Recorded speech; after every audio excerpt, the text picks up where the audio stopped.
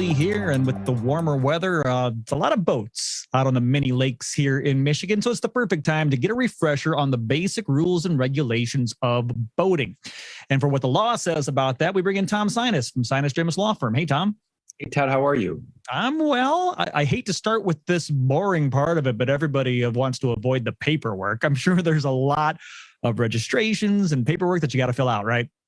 There are. There's some basic registration that applies to boating, and it really kind of falls into two general categories. The first being registration and the other being certification. So registration, this applies to everyone. You must register your boat with the Secretary of State, and it has to be carried on the boat. It has to be displayed on both sides of the boat's bow, and the valid decals have to be displayed on both sides. Now, there is an exception to this rule for hand-powered boats or kayaks that are under 16 feet. But a boat, in the traditional sense that you might think about it, has to be registered. Those registrations expire on March 31st, in the third year that they're issued, and they cannot be transferred from boat to boat. What about certification? Do we have a thing called a boater's license? Well, yes and no. And here the date to keep in mind is June 30, 1996. If you were born on or after that date, then you do need a boating certificate, a boating safety certificate. If you were born before that date of June 30, 1996, then you can legally operate a boat without a safety certificate. Now, there are different rules here for children. So if you're having children operate a boat, be sure to study those rules because they apply differently to kids, sometimes of different age, and in terms of the amount of supervision that's required, depending on the particular boat that they're operating. So that's kind of the two basics when it comes to boating on the paperwork side of things. Okay, because most people obviously they're just thinking about the fun they're going to be having on the water, but you got to have that registration, and some may have to have that certification. Make sure you check out those important dates and rules. You mentioned a boater's license, like a driver's license. Let's talk insurance. Obviously we have to carry insurance legally for the cars in the state. What about the boats? Well, strangely, no. You don't actually have to have boating insurance to cover liability or damage to the boat, but you should. Boating, of course, is fun, and most of the time it's just fun, but every once in a while it can be dangerous and bad things can happen. And so boaters not only want to think about protecting their boat, but they want to think about protecting themselves from legal liability because we have rules and state statutes that apply to the liability of a boat owner or a boat operator. So even though insurance isn't required, it obviously is a very important thing and a very important idea to make sure you explore before you get out there.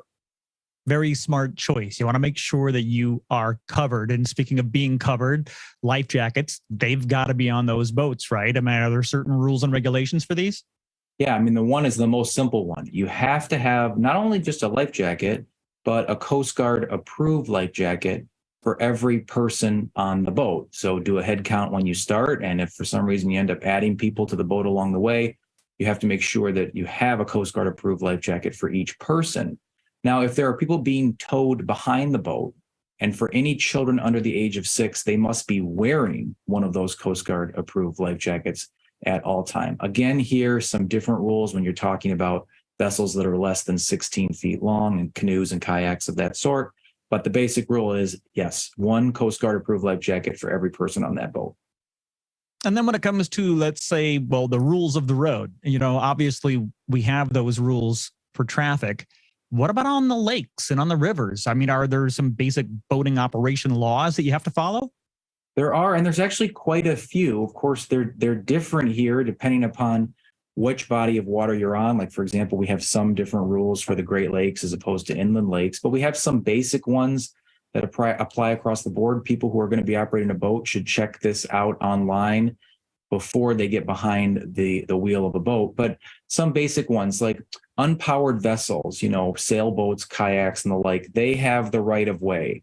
And so if you're passing one of them, you have to, if you're driving the speedboat, the motorized boat, you have to give them the right of way. If two powered vessels are approaching each other, then they need to yield to each other by going to the left side. we actually also have a rule here when it comes to speed.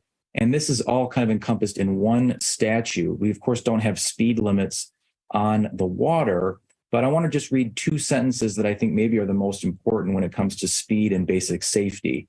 Our state statute says that a person operating a boat shall operate it in a careful and prudent manner and at such a rate of speed so as to not endanger unreasonably the life or property of another person.